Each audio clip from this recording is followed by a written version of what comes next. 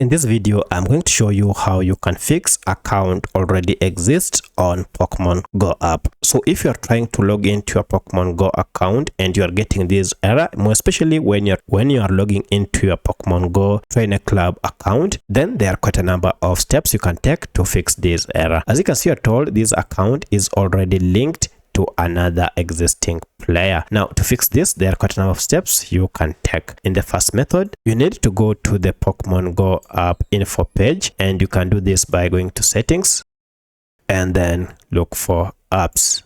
From apps, look for this option called manage apps or all apps, and here just search for your app by name, and you want first to force stop the app. So if you see this active, force stop it and then go to clear data and tap on clear cache, and again clear all data. Now restart your smartphone and go to your Pokemon Go game app, and then go to your Pokemon Go app and log in. Here, if you realize that you still get the same error, then you'll need to go to your account settings, and most likely you are getting this error because you have an account that you had created some years back that is associated to you. So you'll need to go to the Pokemon Go settings and delete that account before you can log in afresh. So let me know if this was able to fix your problem. If you have any other question, kindly let me know in the comment section. Otherwise, thanks for watching and let's meet in the next video.